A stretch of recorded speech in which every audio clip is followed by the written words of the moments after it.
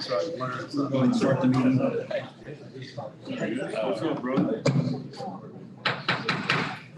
Good morning, ladies and gentlemen. Welcome to the workshop and meeting of the City of Griffin Board of Commissioners, November 23, 2021.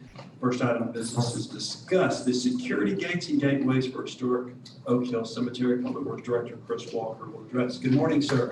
Good morning. I'll set these out here. See, I can see them good, the brick samples. We'll discuss. We have a dilemma. We have a tie on the bricks that were chosen, so I'm gonna let you guys be a tiebreaker.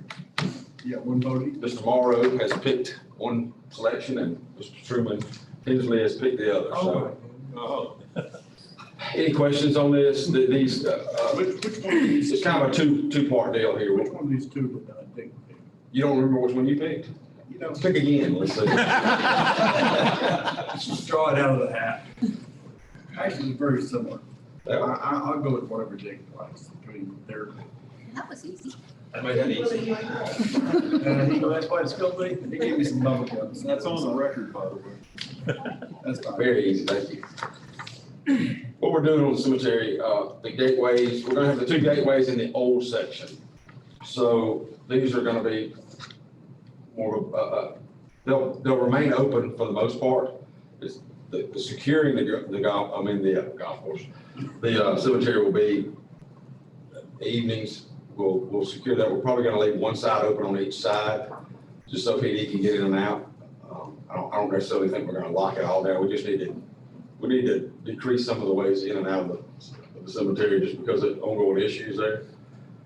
So we'll have 7 gates that we're gonna put in, plus the 2 gateways, which will be the stone columns and arches over and that'll be at the entrance before the library, just before the library on Memorial Drive to the old section. That'll be one gateway there, and then there'll be a gateway on Poplar Street.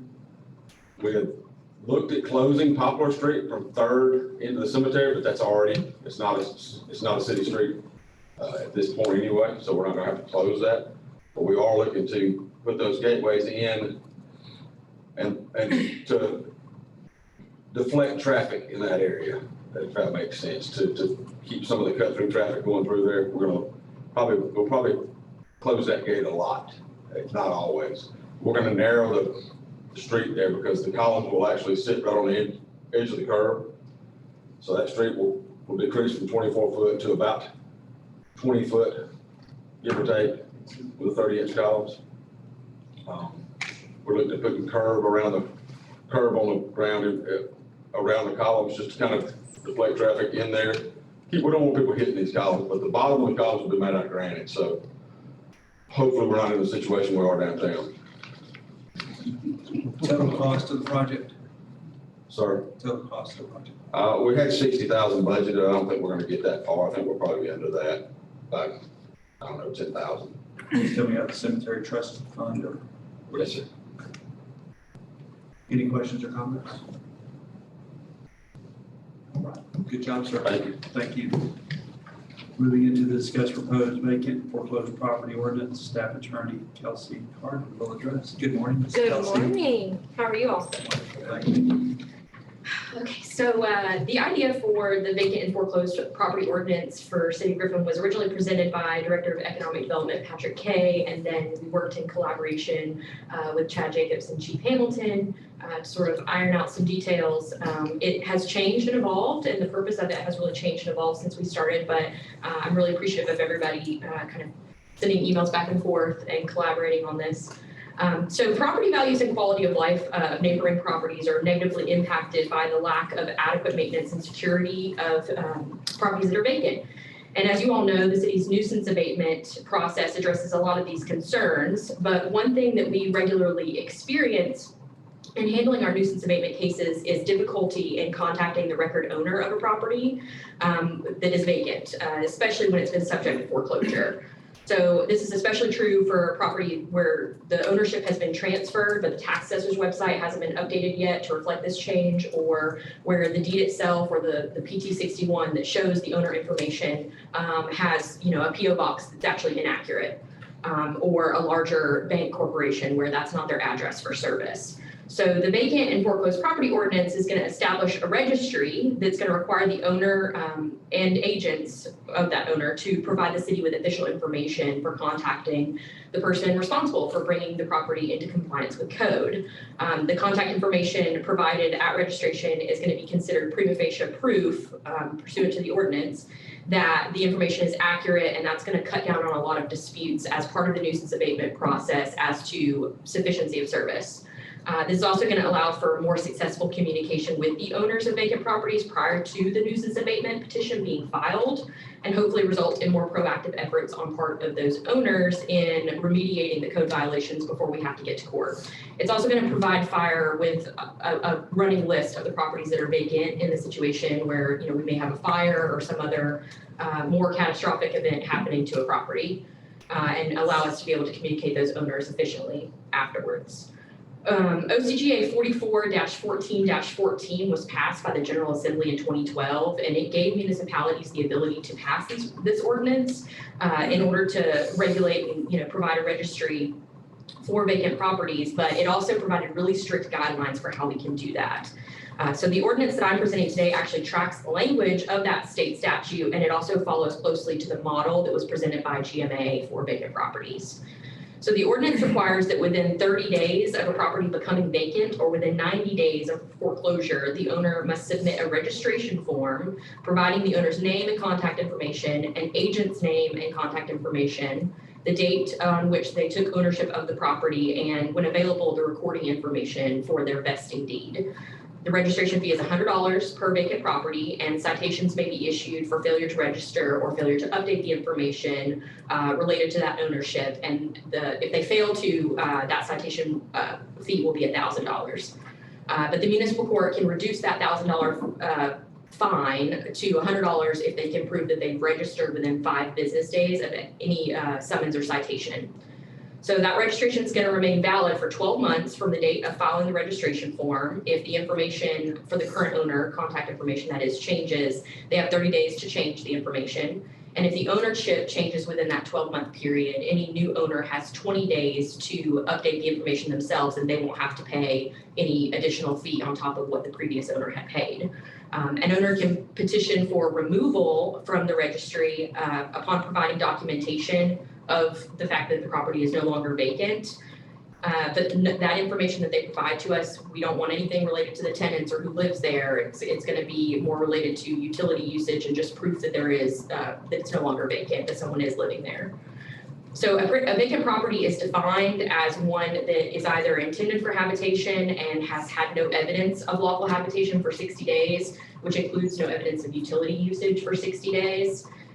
Or it can be a partially constructed or incomplete property construction without a valid active building permit. So we're talking about a developer who may have run out of money, and all of a sudden all of the lots as part of that development are being foreclosed on.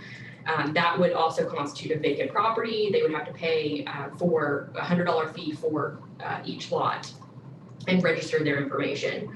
So there is a space in the ordinance for exemptions. The state law provides for one particular exemption with regard to foreclosed properties. So a property that is subject to or has been subject to a foreclosure can avoid registration and avoid the fee if they provide us with a deed that contains all of the same contact information that we would ask for in the registration form, and they must provide that deed and provide proof that it has been recorded. So effectively, we still get the same information from these owners related to these lots, but the big difference is that they don't have to pay the fee.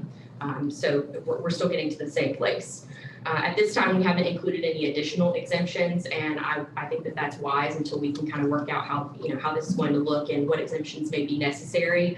But the idea here is really creating a catalog of information for us so that we know who to contact. We avoid disputes that are happening as part of the nuisance abatement process. We're able to send our nuisance abatement notices and potentially engage in some, initial conversations about how to get this up to code before we expend, money on the nuisance abatement procedure, and also giving fire some peace of mind as far as knowing who to contact in the event of a major emergency. That's it. That's all I have for you. If you have questions. So on each lot, once you register for $100, you have to renew that every year for another $100, or is this like the continual, you're in the system? It is gonna be renewed for $100 each year. That $100 can be reduced. The state law says it can be no more than $100, but the intention of that fee is for management. So planning and development is going to have to, manage the registry and the information and make sure that it's all cataloged correctly. That list is also subject to the Open Records Act, and so we just need to make sure that we're, maintaining it as efficiently as possible. So that's what that fee is intended for. And we're looking at this on vacant buildings as well as vacant lots. Yes.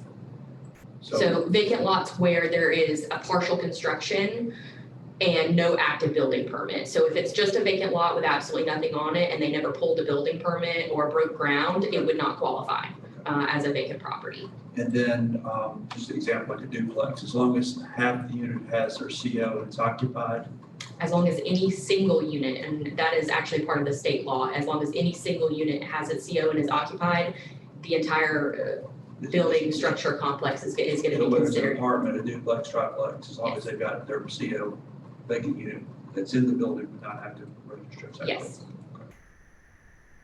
Okay. Any other questions or concerns? Yes. Is there any limit to the number of times that you can throw $100 bill on the table and continue to keep a vacant property that's not being taken care of, or a house that's being condemned? There is no limit as far as years. The state law doesn't allow for us to limit and say you have to put someone in there. But if a property is on this list for an extended amount of time, that would signal to us that we may need to seek an administrative search warrant to make sure that that property is in compliance with code, assuming that there's not already evidence that it's not. And at that point, it would be brought into the nuisance abatement process.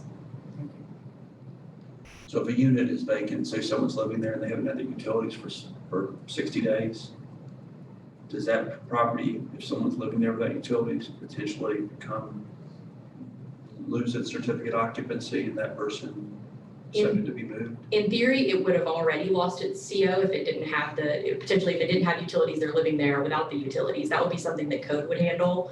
And then at that point, it would kind of signal to us that we already need to be involved in looking at this property. But the vast majority of properties that would have someone living there without the utilities being turned on usually already have problems. Are there any other questions or concerns?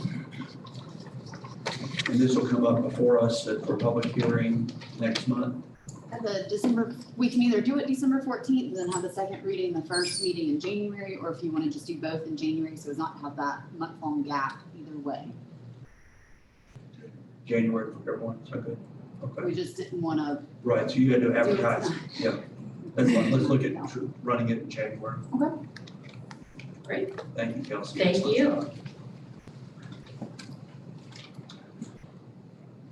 Item 3 is a presentation of the 2021 annual report for stormwater utility. Director of Watershed Management, Frank Keller, will address. Morning, sir.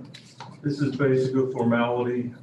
It was in your package, but part of our permit condition is to make an annual report to y'all on the progress that was made on the permit in each year.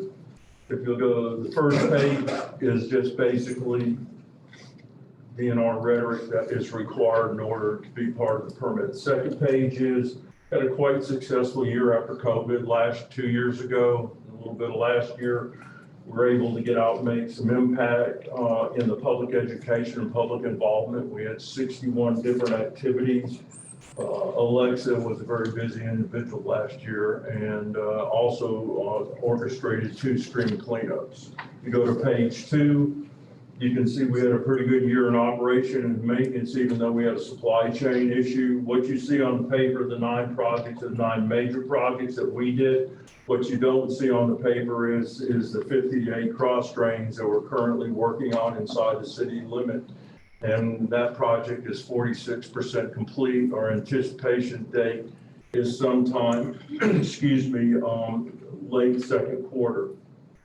Bottom of the page this year, we had a new leader on the environmental council, Mr. Chance, very active, very hands-on approach to getting things done, help orchestrate one of the stream cleanups and produced a lot of tonnage of garbage and tires and what have you from the Heads Creek Reservoir.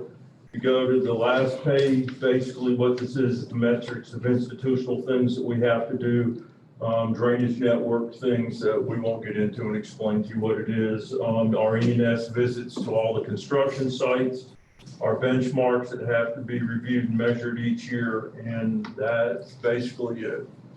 If you have any questions on that, I'd be glad to entertain it. Any questions or comments from the board? We appreciate you and Bryce, y'all's team doing a great job. They had a good year. Bryce has really lit a fire this year, and it was a good year for stormwater. Thank you. All right, I'm not going anywhere. I know you're not. Presentation on the current status of City of Griffin watershed wastewater system, Director Dr. Calmar will address. As y'all know, I'm 3 days older in dirt, and, what?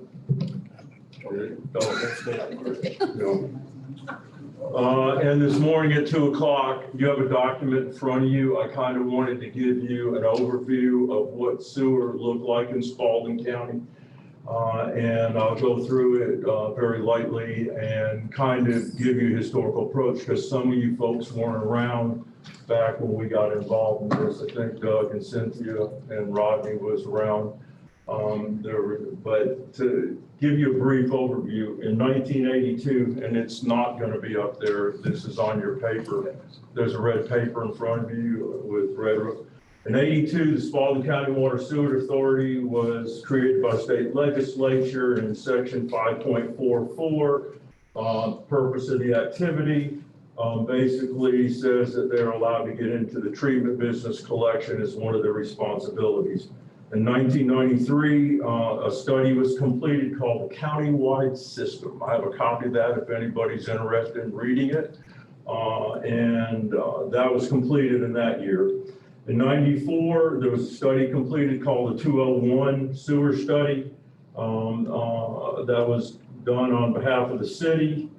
In 1994, the county came to the city with the Lost Creek, Honey Creek issue. As you all know, we had to do a sewer assessment and expand sewer because many of those homes in that area had compromised septic tanks. In 1999 is the service delivery strategy, and it was deemed in the strategy and signed by both county, city, and sent to DCA. That would be the sole provider of sewer in the city of Griffin at that particular point in time.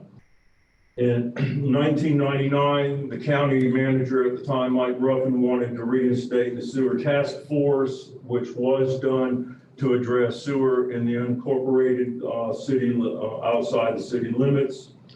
In 2002, we started a discussion with the Industrial Development Authority about sewer Potato Creek and the additional land purchase eventually for the IDA for industrial development inside Spalding County. 2003, I made a presentation to the commission on capacity and the plant capacities. We put a moratorium on Shoal Creek at the time because of the amount of subdivisions that were going to the west at that time in 2003. In 2004, the SDS was amended for the Highland Mills area. There was a small, I don't want to call it a package plant, for the lack of a better term. There was a piece of junk treatment facility there that they had to deal with and had to retrofit and what have you. And then, so the sewer strategy, the SDS was amended for the county to have a service district in that particular area. In 2005, the county wanted to, the sewer task force wanted to have an update on, excuse me, the plant upgrades.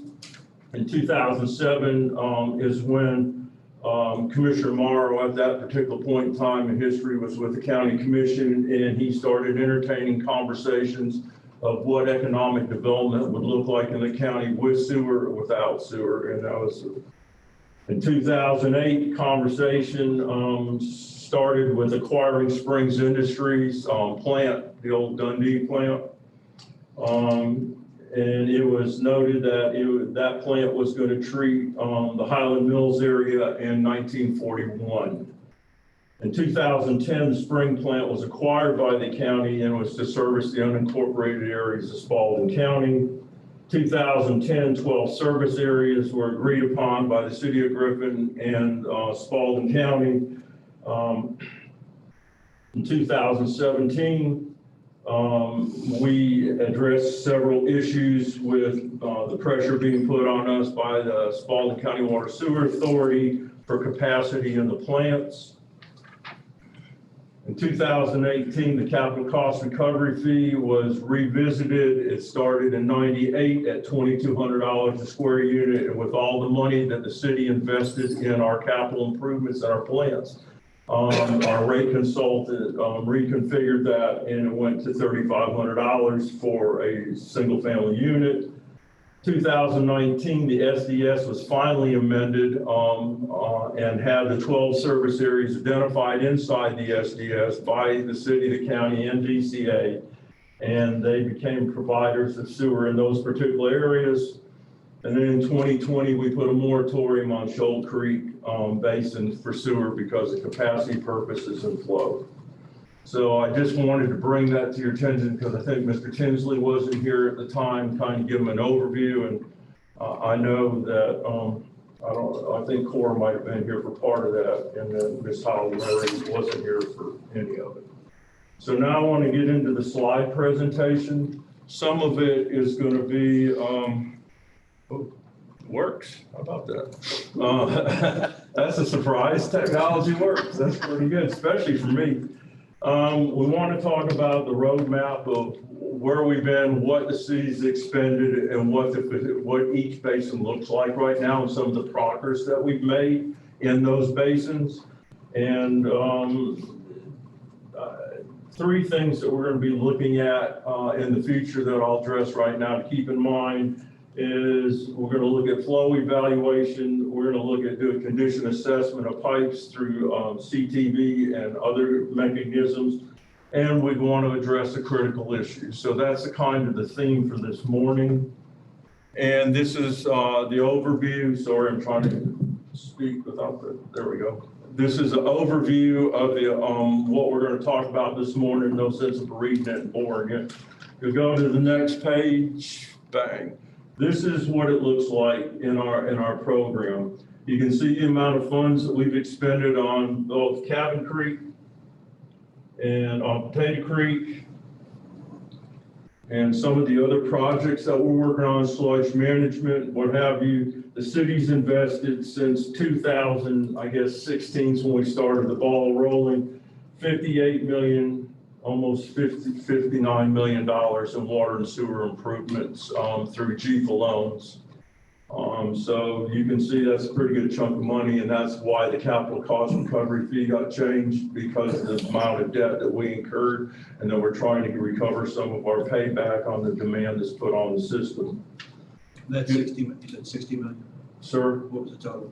It's 58.7, but we're not done with that number yet, but that's where we are to date. Yes, sir. Thank you. Okay, the one thing that we want to show you up here in this, can this thing come off? Yes. Pull it out. People say you can't hear. If you look at Cabin Creek, our permit is 1.5 MGD a day. Potato Creek is 3.0, currently operating under our permit at a 2.0, and that's just technical issues.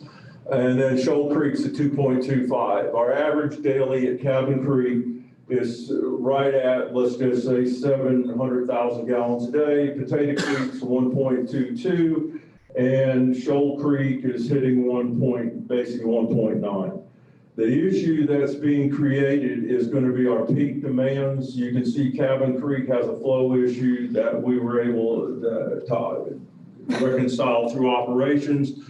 But one of the issues that you'll see up there is we're permitted for 2.25 MGD, and Shoal Creek is at 3.5.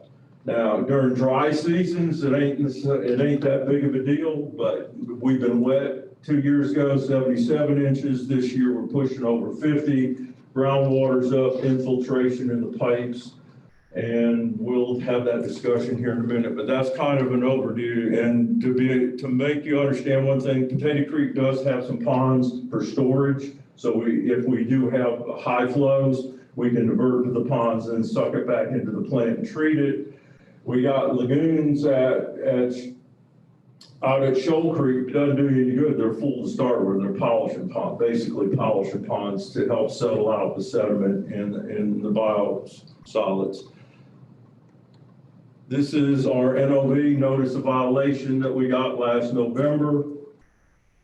This is our response. They made us do a response plan, and we sent the correction action plan to them. Have not heard back, but it describes all the stuff. Don't expect anybody in the audience to read that. If they want a copy, we're glad to supply. It's not a big deal.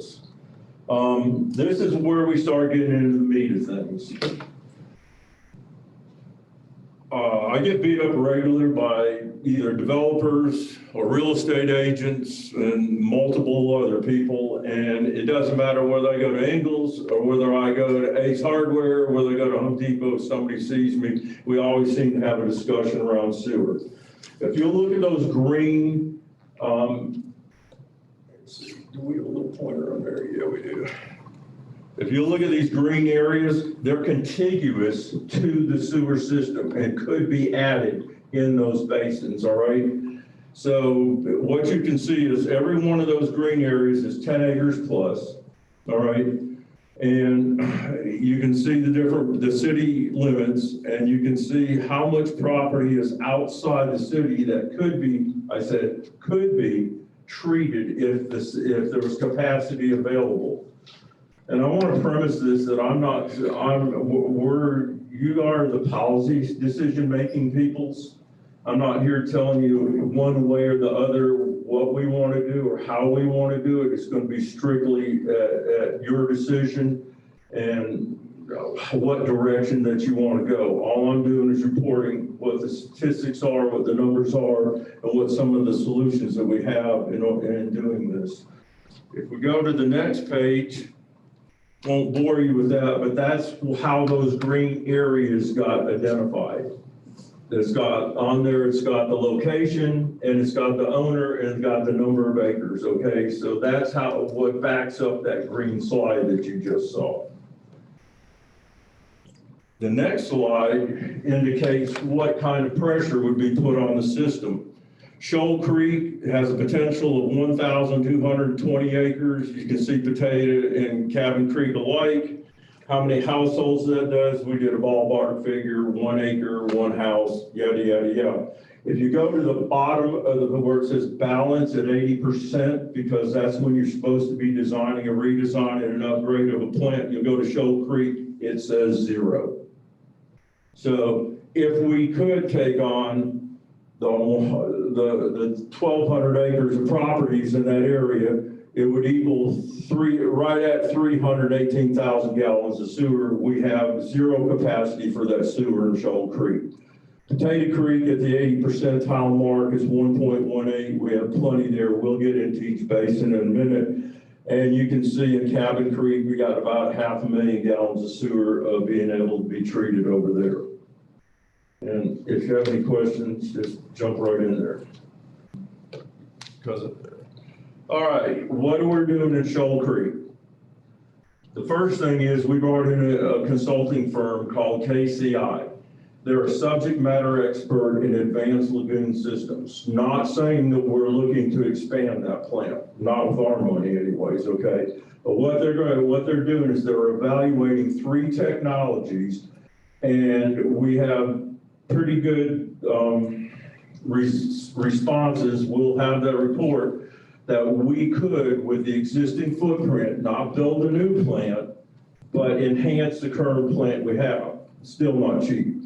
A new plant today, if you had a 5 MGD plant, rule of thumb, we did Potato Creek, we enjoyed a good number, $6.37 a gallon.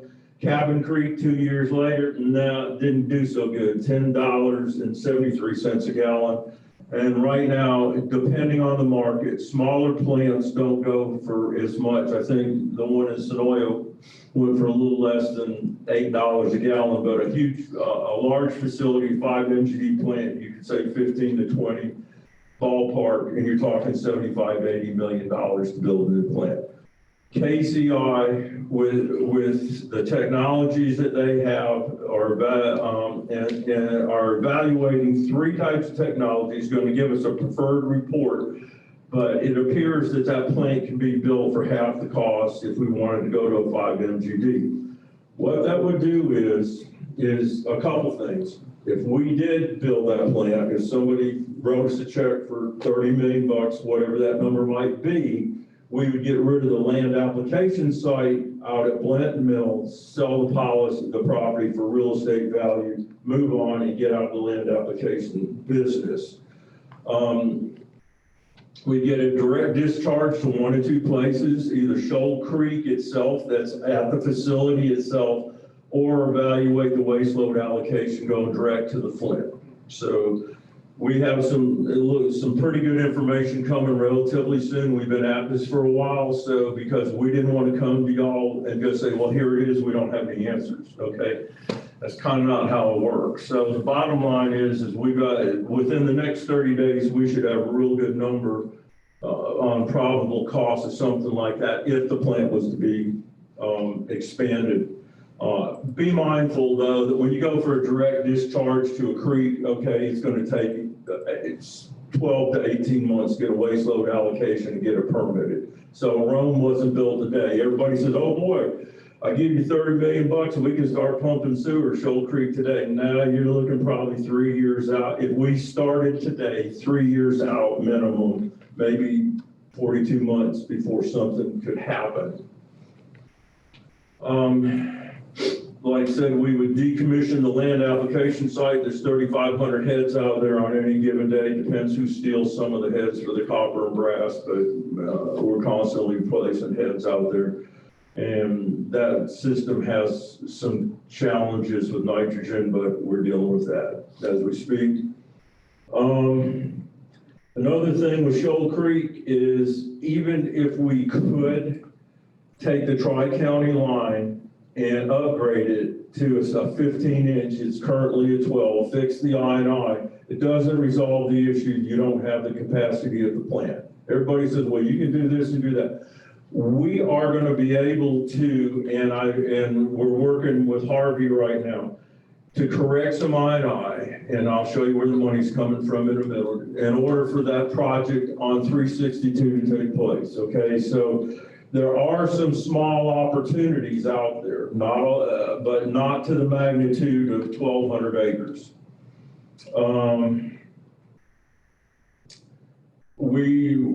I'll address where we're going in the future with the television of the lines and also flow analysis. So we go to Potato Creek. On the Tri-County Yes. line, we have what size line? 12 inch. Well, I'm sorry, 12 inch. Do we need to go to an 18? No, we go to a 15. To a 15 inch? Of course, we'd study that. If we had to go bigger, we would, but I mean, it's looking like 15. On Potato Creek, we're in the process of, with Paragon Consulting Group, looking at the gravity main that goes from Grantland to the plant, and we're working on that in the process right now as we speak. We just got a preliminary report back from Paragon. What it's going to take on the force main is the positive news is we've been working behind the scenes on this, and that we could probably change the impellers at one of the lift stations, fix a 380-foot sag in the line, and we have plenty of capacity to the east if somebody builds the infrastructure to the lift stations. So anything going to the east, if the development authority or any other landowner that's in the industrial business needs to have sewer, it's available right with the existing line capacity once we fix the sag on County Line Road. That fact, we also got a probable cost on that sag. The pipe burst it and go from I think it's a 15 to an 18. It's going to be right a little bit more than $250,000. That's a cheap fix to pick up 200 million gallons of flow that are having problems going through the line. So the issue is we to the east, we're fine. Got to fix some stuff for, bid it out. We're going to be in the process now of getting that ready to be bid out in January, first part of February. And we're going to go ahead and fix that problem. That problem will be behind us over there. It'll give us about 1,392 to 1,400 gallons per minute of flow that can be taken through the system. One thing that you have to remember though is, and I'm not going to get into this, but the sewer in the lakes of Green Valley, those lines are 8-inch. The water main is 12, it's got plenty of water. So if a large customer is to land if there's any property left or anything over there, you gotta evaluate if they got capacity in those sewer lines to take it. The second part of the scenario, obviously in Potato Creek, is we're gonna have to do some I&I fixing from Grantland all the way to the plant down there. We're in the process of evaluating that now.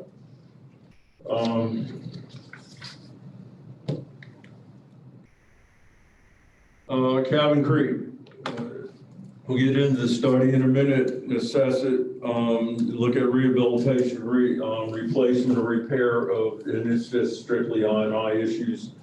We're finding some every day. We found a building that was torn down at UGA and the sewer line was never capped off. We smoke tested it and there was smoke coming out of the ground everywhere. It was so, every now and then we get lucky. Little bit, you keep hearing me talk about money. Well, the good news is that, the city was smart enough to put in capital cost recovery fee in '98. Our current balance is $3.2 million in the capital cost recovery fee, which has to go to sewer capital cost improvements. I was in touch with the attorneys at Stonebriar Phase 3 and 4 yesterday or 2 days ago. They are closing in December. We will receive a check to go into the capital cost recovery fee. I said that for finance, okay.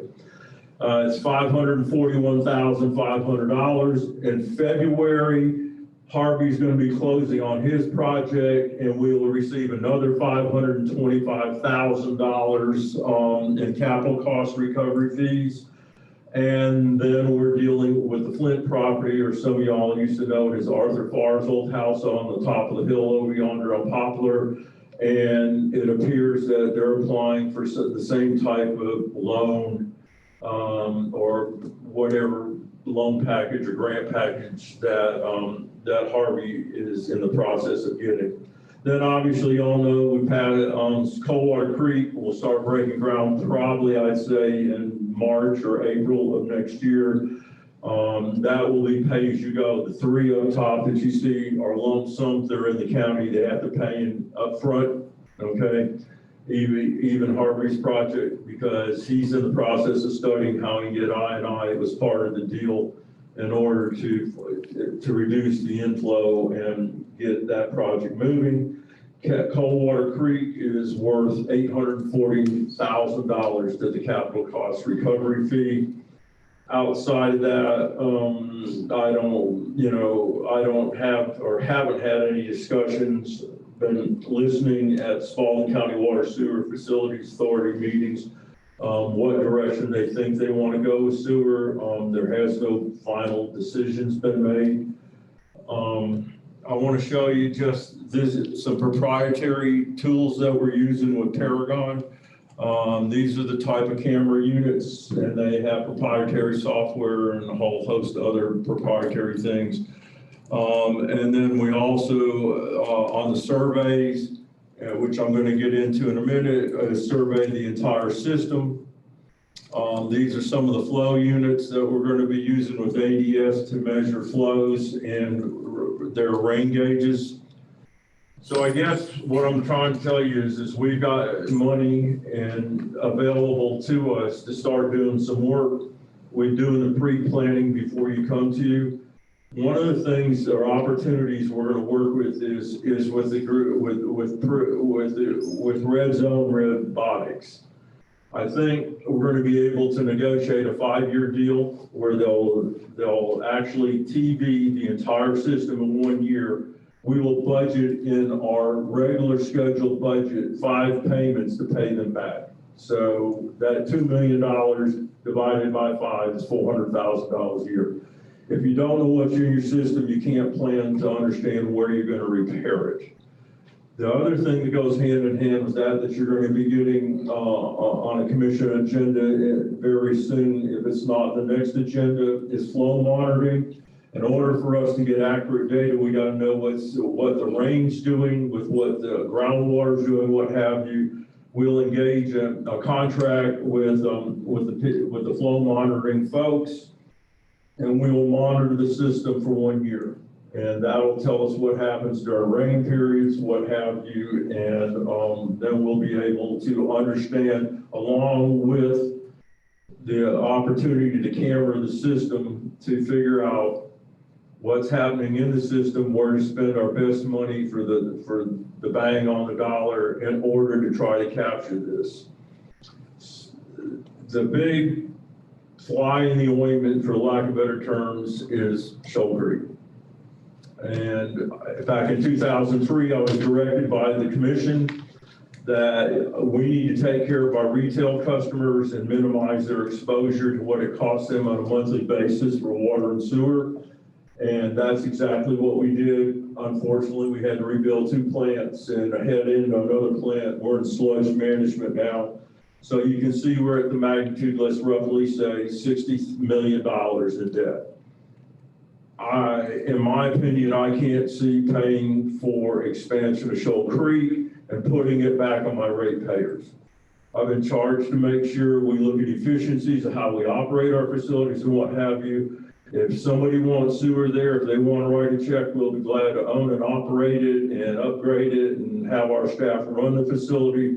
But I can't recommend to you in good conscience that the city of Griffin needs to spend 30 to 35 million, because if you upgrade the plant, you also got to put in a $6 million new gravity feed outfall to the plant itself. At that point, I've done all I can do. I've been up since 2 o'clock thinking about this. Thank you, Dr. Keller. Before I go rambling on, is there any comments from board members or any questions? So, whenever we decide on these capital costs, we've got to figure out how it's going to affect our current ratepayers, and you're spot on that. And so when you're looking at people outside the city limits coming into our system, how do we get a return on our investment, or how do we get them to pay their fair share? And so whether $3,500 is the magic number, or whether there's a higher number, I guess that's trying to figure out that balance. And when we address the I&I issues, it gives us additional capacity. Give us additional. And you're 100% correct, but they would have, in my opinion, they got to pay 100% of the cost. We're not, we may be gaining a little revenue, but let me tell you, in this day and age, with, and they say it's only, the marketplace takes care of itself and it corrects itself. We're not going to see chemicals go back down. We're not going to see trucking costs go back down. They're going to get comfortable with that. So our MCI is going to cover our rates. I'm seeing water and sewer rates in Dahlonega right now and incoming. Their water and sewer bills up there for the average household is $125 and $110. We're around 85 right now to 87. Is it going to go up some? Yeah, probably it is. But I'm starting to see, we used to be in the top 10 in the state, and we ain't got to worry about it anymore. The cost and operation of out of sight and out of mind infrastructure is really starting to catch up in our industry. So the bottom line is y'all policy decision makers, but it ain't gonna be, I'm just going on record. For my ratepayers, I ain't supporting putting any more debt on the city people's back. So putting emphasis on solving the I&I issue. That's where our money we need is. to have focus on in terms of our current. Yeah, you'll be seeing a lot of TOFs or a lot of contracts over the next 3 years where we're actually measuring how effective we are. Don't want to do a mass thing. Do want to do a mass flow. Do want to do mass sewer. We're going to pay through that there. Want to take the capital cost recovery fee, do one project at a time and see how successful you are. Because they say in engineering standards, it's 60%. It ain't going to be 60%. We'll capture 25 to 30% of the I&I and make it work. The last thing I want to do is paint you a picture and tell you something wrong, and you come back, well, you said, because she's got minutes. But if we can solve some of the I&I issues at Shell Creek, it gives us. It gives us some latitude for some small projects, I mean, but right now, to be honest, if these 3 projects kick off here, I don't see a whole lot of more projects happening. I mean, I've got people on the books right now with 400 and 500 acres, one across the street from another on 16 that want to build. So when you look at the grand scheme, how do we get a return on investment? If we're providing sewer, then you start looking at, do we get the annexation of the property? How does it overall, the grand big picture, whether it's other utilities, if they end up getting annexed to the city, their water rates are 40% less than if they were with Spalding County Water Authority. So there's got to be a balance, I think, for our board and for our customers, that as we look forward, how do we solve the II issue to give us some relief on the current plant? And if we do go to a 4 million or a 5 million gallon per day capacity, how are we going to get a return back on the investment? So it's put on the new people, not the existing rate. And one of the things I keep getting hit with, and I need to let you understand this, if you read the service delivery strategy, you look at what service areas we are, I keep getting thrown back at me, well, it's your service area, it's not Spalding County's. Well, it's out in the county, it ain't in the city. So somebody needs to be going to the water authority and figure out what they want to do or not do. And then we can tell the developers and the builders that we're going to shut down on residential in that area because I don't know what else to do. Mr. Upson, since you represent both the city and Spalding County, do you have any insights or wisdom you'd like to maybe throw in at us to give us some, maybe make it a little clearer in terms of your perspective as our. The biggest problem we have is we don't know what the problems are. And what Brant was talking about as far as getting the robotics and getting the flow metering is the first step to understand the magnitude of the I&I problems that we have. So what we talked to him about is getting all this background data, the TVing of the lines and the flow test. And then we start trying to pick the low-hanging fruit. If we do have a problem with manholes in a certain area, if we have lines that have failures, we can go attack those like we found in the potato area where we have that sag line. For not a lot of money, we can fix a big problem. So having that inventory of information is the first step. And then we can start finding problem areas rather than just blanket. Let's replace 10,000 feet of line. Let's go figure out where the problems are. So that's the approach I think that Brant's been talking about we're trying to do. Thank you. Which will help, we hope, eliminate some I&I, which creates some capacity for some of these projects. During the heavy rain seasons or groundwater up, it takes That's right. that into account. That's right. Are there any other questions or comments? Appreciate your team, Robert Kelly. Yes, sir.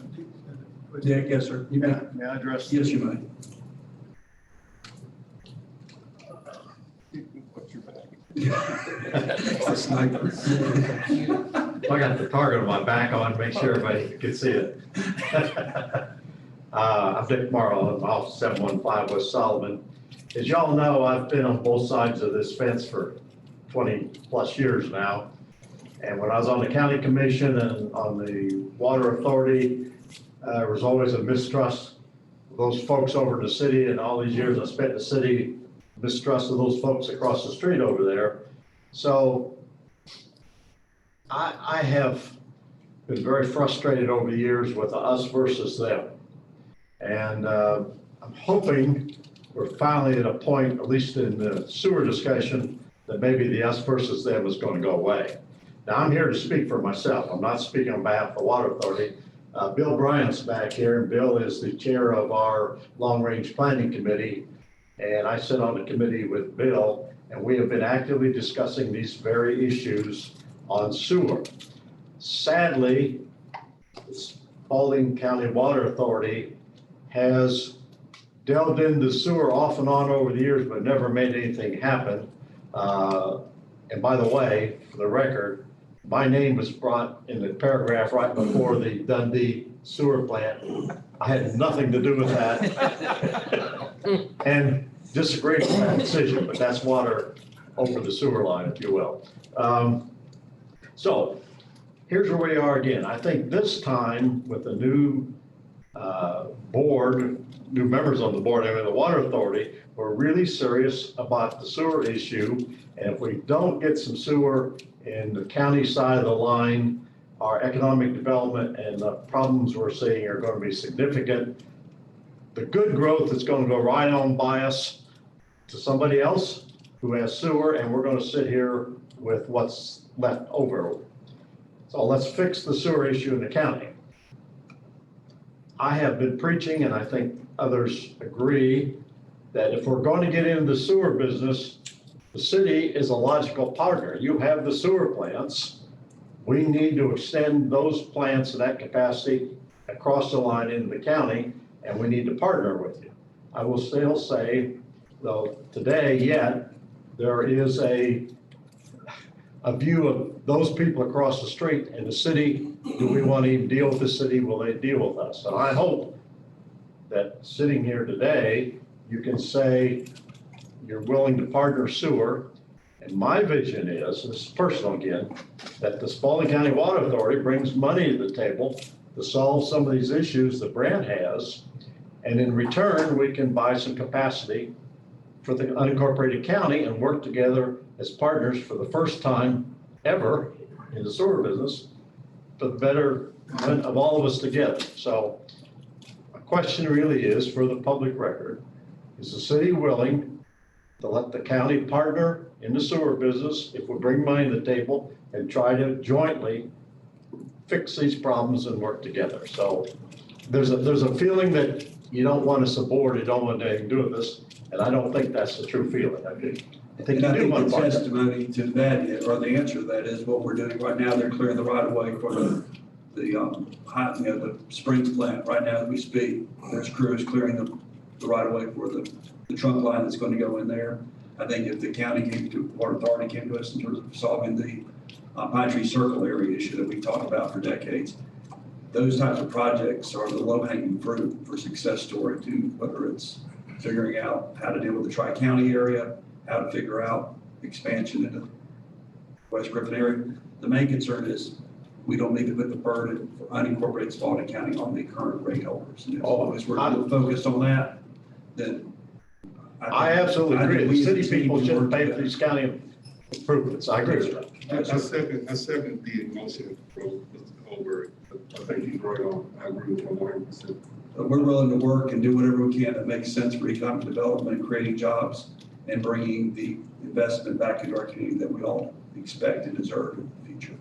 Whether it's industrial, whether it's commercial, we just have to figure out how we don't dump it upon the existing ratepayers. I understand that, and I wouldn't want, just like I don't want our water customers in the county to pay for sewer if they're not using it. The user ought to pay. Correct. And I don't expect the city residents to pay for sewer in the county, but we have money at the county and we have resources that we've not used, and we need to bring that to the table. So what I'm hearing is, for the record, the city is willing to partner with us if we pay our own way, come aboard, and we can work jointly. I think that is, That would be my, if there was a consensus as I would go along with it. yes, sir. Well, if it's in the minutes, nobody has to believe me, it's in the minutes, right? And we appreciate the way the Water Authority's worked with us the last 12 months in terms of getting a long-term contract. It puts relief on us in terms of our future and gives us the ability to plan. So there's no reason why we all can't be teammates. That was a perfect example of the sad mistrust, Yes, sir. which we finally broke through and got that served. And the Dundee sewer plant is another great example of divergent paths that finally came together when they should have. So thank you very much. Is there anything else from the board members? For all those that are in attendance, I see folks from the Development Authority as well as the county manager. We look forward to working with you, and please reach out to us anytime. We have an open door policy. Moving into our final agenda items, unless there's something else, Mr. O'Connor? Moving, consider executive session pursuant to CGA section 5014-3B1B for the purpose of authorizing negotiation to purchase, dispose of, or lease property. So we have a motion to go into closed session. So moved. Motion by Mr. Tinsley, second by Mr. Brock. All in favor, please rise and join us. You good, Jay?